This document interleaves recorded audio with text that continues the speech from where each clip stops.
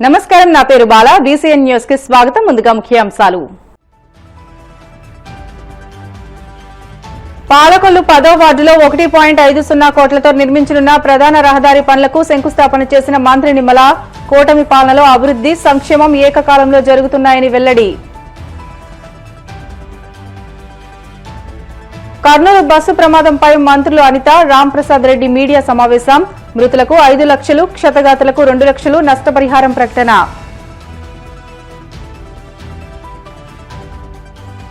కడపలో 29 మంది లబ్ధిదారులకు 18,90,893 రూపాయల సీఎంఆర్ఎఫ్ చెక్కులను పంపిణీ చేసిన ఎమ్మెల్యే మాధవిరెడ్డి. ప్రజారోగ్య పరిరక్షణే కూటమి ప్రభుత్వ తొలి ప్రాధాన్యమని స్పష్టీకరణ.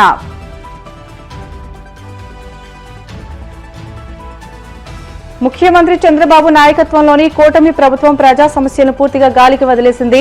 విమర్శలు గుప్పించిన వైసీపీ ప్రధాన కార్యదర్శి జూపూడి. అభివృద్ధి పనులతో పాటు సంక్షేమ పథకాలను ఏకకాలంలో చేపడుతున్న కూటమి ప్రభుత్వాన్ని ప్రజలు ఆదరించాలని జలవనరుల శాఖ మంత్రి నిమ్మల రామానాయుడు అన్నారు. పశ్చిమ గోదావరి జిల్లా పాలకొల్లు పట్టణంలోని 10వ వార్డులో 1.50 కోట్లతో నిర్మించనున్న ప్రధాన రహదారి పనులకు ఆయన శంకుస్థాపన చేశారు. ఈ సందర్భంగా మంత్రి నిమ్మల మాట్లాడుతూ 2019లో వైసీపీకి ఎందుకు ఓటు వేశామని ప్రజలు ఆలోచించాలని, 5 ఏళ్లలో అభివృద్ధి, సంక్షేమం అనేవి పట్టించుకోలేదని అన్నారు. ఈ కార్యక్రమంలో ఏఎంసీ చైర్మన్ కోడి విజయ భాస్కర్, కూటమి నాయకులు పెచ్చేటి బాబు, గండేటి వెంకటేశ్వరరావు, కర్నేన గౌరునాయుడు, ఉండమట్ల కపర్ది తదితరులు పాల్గొన్నారు.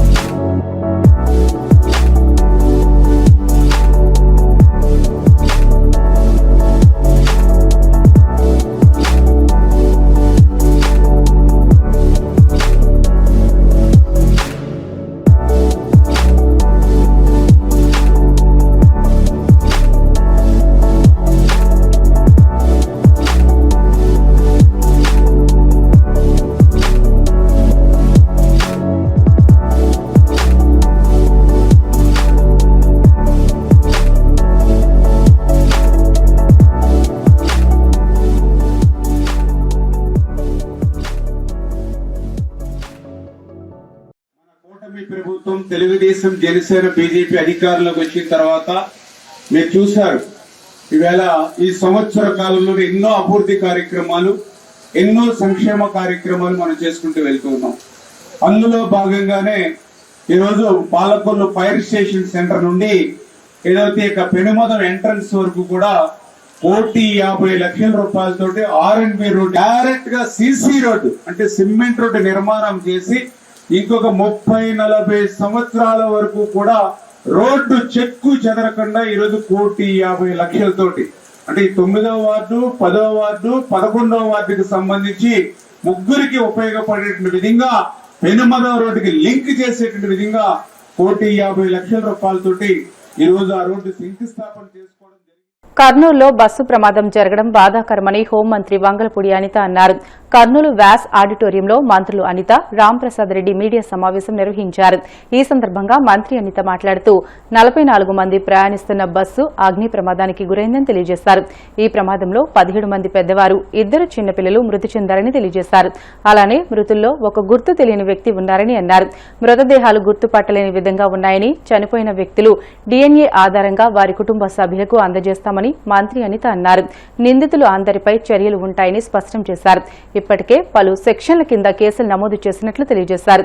బస్సుకు ఆల్ ఇండియా పర్మిట్, ఫిట్నెస్ పత్రాలు ఉన్నాయని అన్నారు.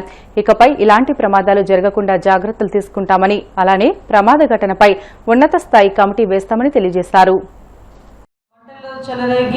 చాలా మంది, సుమారుగా మనకి 19 మంది, 17 మంది పెద్దవాళ్ళు, 2 చిన్నపిల్లలు చనిపోవడం అనేది నిజంగా చాలా దురదృష్టకరమైన సంఘటన. ఈ సంఘటనకి సంబంధించి మనకి మ్యాక్సిమం మార్నింగ్ 3 o'clock నుంచి 3:15 టైంలో ఇన్సిడెంట్ జరిగిన తర్వాత 3:21కి ఆ నియర్ బై ఉన్న సిఐకి ఇన్ఫర్మేషన్ వచ్చింది. వెంటనే పోలీస్ డిపార్ట్మెంట్ వాళ్ళు, అదేవిధంగా మన ఫైర్ డిపార్ట్మెంట్ వాళ్ళు అందరూ కూడా చిన్నటేపూర్ విలేజ్కి చేరుకొని రెస్క్యూ ఆపరేషన్స్ కూడా చేయడం జరిగింది. ఇమీడియట్గా ఇన్సిడెంట్ తెలుసుకున్న వెంటనే గౌరవ ముఖ్యమంత్రి గారికి ఇన్ఫర్మేషన్ మా డీజీపీ గారు అదేవిధంగా నేషనల్ ఇంటెలిజెన్స్ వాళ్ళందరూ కూడా ఇన్ఫర్మేషన్ ఇవ్వటం, మాకు కూడా ఇన్ఫర్మేషన్ ఇవ్వటం. ఇన్ఫర్మేషన్ ఇచ్చిన వెంటనే నియర్ బై ఉన్న మా పొలిటికల్ లీడర్స్ అందరికీ కూడా మంత్రి గారు వనపల్లి రామప్రసాద్ రెడ్డి గారికి అదేవిధంగా లోకల్ ఎమ్మెల్యే చెత్తారెడ్డి గారికి ఎంపీ గారికి అందరికీ కూడా ఇన్ఫర్మేషన్ ఇస్తే అరౌండ్ 6-6:30 కల్లా మ్యాక్సిమం ఎమ్మెల్యే ఎంపీ వాళ్ళు కూడా అక్కడికి వచ్చి ఆ రెస్క్యూ ఆపరేషన్స్లో కూడా వాళ్ళు కూడా సహాయ సహకారాలు అందించారు. అదేవిధంగా మంత్రి గారు కూడా వితిన్ 2 hours మనకి 9-10 కల్లా అక్కడికి ఇంచుమించుగా చేరుకొని పరిస్థితి అంతా సమీక్షించడం జరిగింది.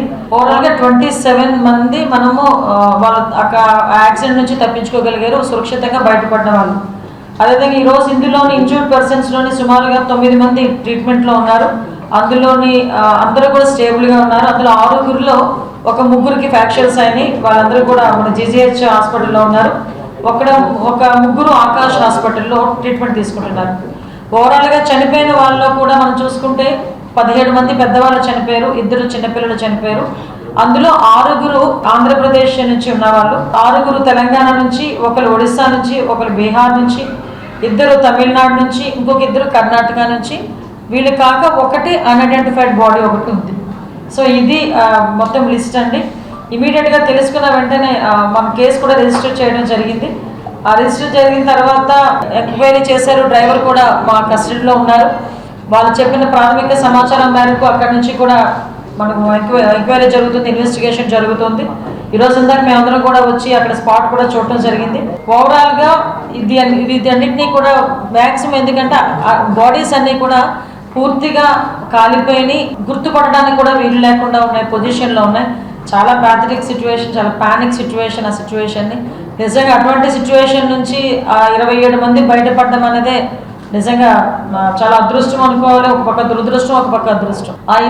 ఇమీడియట్గా వాళ్ళ బాడీస్ని కూడా మనం ఐడెంటిఫై చేయాలి. కాబట్టి మన ఫోరెన్సిక్ సంబంధించి సుమారుగా 16 టీములు వేయడం జరిగిందండి. అందులో ఎస్పెషల్లీ 10 టీములు కేవలం DNA టెస్ట్ చేయడానికి 10 టీములు ఏర్పాటు చేయడం జరిగింది. మిగతా 4 teams physical and blast analysis చేయడానికి 4 టీములు ఏర్పాటు చేయడం జరిగింది. ఆ బ్లాస్ట్ ఎలా జరిగింది, దానికి కాజ్ ఏంటి, ఇవన్నీ కూడా వాళ్ళు తీసుకుంటారు. 2 టీమ్స్ని కెమికల్ అనాలిసిస్కి 2 టీమ్స్ని ఏర్పాటు చేయడం జరిగింది. ఎందుకంటే ఇది ప్రాపర్ వేలో జరగాలి. ఎందుకంటే ఇది ఒక యాక్సిడెంట్. ఇన్సూరెన్స్లో సంబంధించిన తర్వాత విషయాల్లో కూడా ఎక్కడ ఎవరికి ఇబ్బంది కలగకూడదు.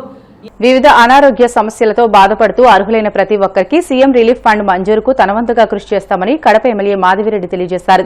కడప నగరంలోని తన కార్యాలయంలో బాధితులకు మంజూరైన 18,90,893 విలువైన 29 సీఎం రిలీఫ్ ఫండ్ చెక్కులను ఎమ్మెల్యే మాధవిరెడ్డి అందజేశారు. ఈ సందర్భంగా ఎమ్మెల్యే మాట్లాడుతూ పేద వర్గాల ఆరోగ్య సంరక్షణకు చంద్రబాబు సారథ్యంలోని కూటమి ప్రభుత్వం కట్టుబడి ఉందని, ఈ కారణంగా సీఎం రిలీఫ్ ఫండ్ అందించి బాధితులకు అండగా నిలబడడం జరుగుతుందని అన్నారు. 6 నెలల్లోపు బిల్లులు కలిగి తెల్ల రేషన్ కార్డు కలిగిన ప్రతి ఒక్కరూ ఇందుకు అర్హులని అన్నారు. ఎవరికి సీఎం రిలీఫ్ ఫండ్ కావాలన్నా మీరు డైరెక్ట్ గా వాకింగ్ చేయొచ్చు. ఎవరి రికమెండేషన్ కూడా అక్కర్లేదు. ఎక్కడే కానీ 10 పైసలు కూడా మీరు ఇవ్వాల్సిన అవసరం లేదు. మేము స్వచ్ఛందంగా సీఎం రిలీఫ్ ఫండ్స్ కోసం పనిచేస్తున్నాము. కాబట్టి నేను చెప్తా ఉన్నాను, ఎక్కడే కానీ ఎవరన్నా సీఎం రిలీఫ్ ఫండ్కి ఏదైనా ఖర్చు అవుతుంది అని అంటే మాత్రము నమ్మమాకండి. ఇక్కడ ఒక ఎంప్లాయీని, విజయవాడలో ఒక ఎంప్లాయీని పెట్టుకొని నేను పర్ఫెక్ట్గా నడుపుతున్నాను. మీరు డైరెక్ట్గా వాకింగ్ వచ్చినా కూడా నేను చేస్తాను. మా కడప నియోజకవర్గం నుంచి ఏ ఒక్క పౌరుడు వచ్చినా కూడా నేను సీఎం రిలీఫ్ ఫండ్ కోసం నేను పనిచేస్తాను. కాబట్టి ఎవరైనా ఏదైనా చెప్తే కూడా నమ్మగాకండి, డైరెక్ట్గా వచ్చేసేది నేను చేస్తాను. జస్ట్ మీరు రావాలా, పేషెంట్ మీ పేపర్స్ తీసుకురావాలా, బిల్లు తీసుకురావాలి, అంతే నాకు కావాల్సింది. నేను పదే నేను ఎమ్మెల్యే అయినప్పటి నుంచి నేను చెప్తా ఉన్నాను. చిన్న 1-2 సంఘటనలు జరుగుతూ ఉన్నాయి, అవి కూడా నాకు ఇష్టం లేదు. కాబట్టి ఎవరికి సీఎం రిలీఫ్ ఫండ్ కావాలన్నా మళ్ళీ రిపీట్ చేస్తున్నాను, మీరు డైరెక్ట్గా వాకింగ్ చేయొచ్చు. 6 నెలల లోపల మీ బిల్లులు ఉంటే మీరు సీఎం రిలీఫ్ ఫండ్కు అర్హులు. తెల్ల రేషన్ కార్డు ఉండాలి, అంతే. అంతకు మించి ఏం అక్కర్లేదు. మీరు నా నియోజకవర్గం ప్రజలు ఉండాలంటే. కొంతమంది రాజంపేటలో మన ఎమ్మెల్యే లేరు, కొన్ని చోట్ల లేని వాళ్ళు కూడా వస్తున్నారు, వాళ్ళకు కూడా చేస్తాము. మన ప్రతినిధి లేదు కాబట్టి అక్కడ ఉన్న వాళ్ళకు కూడా చేసే బాధ్యత కడపలో హెడ్ క్వార్టర్స్ లో ఉన్నందుకు నేను చేస్తాను. ఓకేనా? Thank you very much. ముఖ్యమంత్రి చంద్రబాబు నాయకత్వంలోని కూటమి ప్రభుత్వం ప్రజా సమస్యలను గాలికి వదిలేసిందని, రాష్ట్రంలో పాలన పూర్తిగా గాడి తప్పిందని వైసీపీ ప్రధాన కార్యదర్శి అధికార ప్రతినిధి జూపూడి ప్రభాకర్ రావు మండిపడ్డారు. తాడేపల్లి వైసీపీ కేంద్ర కార్యాలయంలో ఆయన మీడియాతో మాట్లాడుతూ సీఎం చంద్రబాబు బాటలోనే మంత్రులు పయనిస్తున్నారని, ప్రజల గురించి ఆలోచించడం మానేసి తమ జేబులు నింపుకునే కార్యక్రమంలో వారు బిజీగా ఉన్నారని ఆగ్రహం వ్యక్తం చేశారు. ఒకవైపు శాంతి భద్రతలు నిర్వీర్యమయ్యాయని, మరోవైపు ప్రజారోగ్యం పడకేసింది, ఇంకోవైపు ప్రకృతి వైపరీత్యాలతో రైతులు కుదేలవుతున్నారని, అయినా కూడా ఈ ప్రభుత్వానికి చీమ కుట్టినట్లుగా కూడా అనిపించడం లేదని ధ్వజమెత్తారు. ప్రభుత్వం అనేది ఏర్పడిన తర్వాత ప్రజలకి బాధ్యత వహిస్తూ అనేకమైన అంశాల్లో దాదాపు 48 డిపార్ట్మెంట్స్ ఉంటాయి రాష్ట్రంలో. వీటన్నిటిని అడ్రస్ చేస్తూ ముందుకెళ్లాల్సినటువంటి ప్రభుత్వం అదేదో తనికెళ్ల భరణి అన్నట్టుగా నానెందుకో వెనకబడ్డాడు అని. అన్ని విషయాల్లో నాన్న ముందుంటాడు, కానీ ఇప్పుడు ఎందుకో నాన్న వెనకబడ్డాడట. పాపం చంద్రబాబు నాయుడు గారు అన్ని చేస్తాడు అనుకున్న నేపథ్యం నుంచి పాపం ఆయన ఎందుకో వెనకబడ్డాడు. ఆయన ఇక్కడ కనపడటం లేదు, ఆయన కొడుకు ఇక్కడ కనపడటం లేదు. మామూలుగా కనపడే 3 బొమ్మల్లో ఒక బొమ్మే మొన్న భీమవరం నుంచి మాట్లాడింది, మిగతా 2 బొమ్మలు ఇక్కడ లేవు. ఈ రాష్ట్రంలో అడ్మినిస్ట్రేషన్ ఏమైంది? ఇది సామాన్య ప్రజల తరపున వైఎస్ఆర్ కాంగ్రెస్ పార్టీ అడుగుతున్నటువంటి ఒక ప్రశ్న. నిజంగా నేను కూడా ఫీల్ అవుతున్నాను. చాలా మందికి వచ్చినట్టుగానే ఈ రాష్ట్రంలో ప్రభుత్వం అనేది సరైనటువంటి గాడిలో ఉందా? ఉంటే తెలుగుదేశం పార్టీలో ఎమ్మెల్యేనే నేను ఎలక్షన్ నిలబడేటప్పుడు ఒక ఎంపీకి 5 కోట్లు ఇచ్చాను. 5 కోట్లు ఎలా ఇచ్చానంటే బ్యాంకు ద్వారా ఇంత, ఇంకొక ద్వారా ఇంత, అతను లెక్కలు చెప్తా ఉన్నాడు. గెలిచిన ఎంపీ మొత్తం ఇసుక మీద పడి వ్యాపారం చేస్తున్నాడు, న్యాచురల్ రిసోర్సెస్ మొత్తం కూడా నాశనం చేస్తున్నాడని తెలుగుదేశం పార్టీలోనే ఈరోజు వాళ్ళకే వాళ్ళు ప్రశ్నించుకొని సమాధానం చెప్పే దశలోకి వెళ్ళిపోయారు. వైఎస్ఆర్ కాంగ్రెస్ పార్టీ అదే ప్రశ్నిస్తూ ఉంది, కానీ వైఎస్ఆర్ కాంగ్రెస్ పార్టీని బుకాయిస్తున్నారు. పాపం ఇక్కడ జరుగుతున్న అంశాలకి దుబాయ్ నుంచి ఒకరు, ఆస్ట్రేలియా నుంచి ఒకరు తండ్రి కొడుకులు పోటీపడి బుకాయించాలని చూసినా ఎక్కడ ఏమాత్రం ఏ ఎమ్మెల్యే ఆగటం లేదు. మెడికల్ కాలేజీ కట్టడం అంత ఈజీ అనుకున్నారా అని మంత్రిగా ఉన్నటువంటి ఒక మంత్రి, ఎమ్మెల్యే కమ్ మినిస్టర్, అంటే మెడికల్ కాలేజీలు ఎలా కడతారో వైఎస్ఆర్ కాంగ్రెస్ పార్టీ గత 5 సంవత్సరాల్లో కరోనా ఉన్నప్పటికీ, అనేకమైన ఇబ్బందులు ఉన్నప్పటికీ 17 మెడికల్ కాలేజెస్ ని ఎలా తీసుకొచ్చి ఎలా స్టార్ట్ చేసిందో, ఎలా కొన్నింటిని కంప్లీట్ చేసిందో కనపడటం లేదా? ఇంకొక మంత్రి అంటాడు ప్రతి దానికి మమ్మల్ని అడుగుతారు. ఎవరిని అడగాల బాయ్? జనాలు ఎవరిని అడగాలి మిమ్మల్ని కాక? అరే అసలు మీరు అడ్మినిస్ట్రేషన్ తెలిసి మాట్లాడుతున్నారా, తెలియకుండా మాట్లాడుతున్నారా? సంపద సృష్టిస్తాం అన్నటువంటి చంద్రబాబు నాయుడు గారు అదేదో దుబాయ్లో ఉందట, లేకపోతే ఇంకో చోట ఉందట, అడగబరిగెత్తున్నాడు. ఇక్కడ కాదు సృష్టించడం.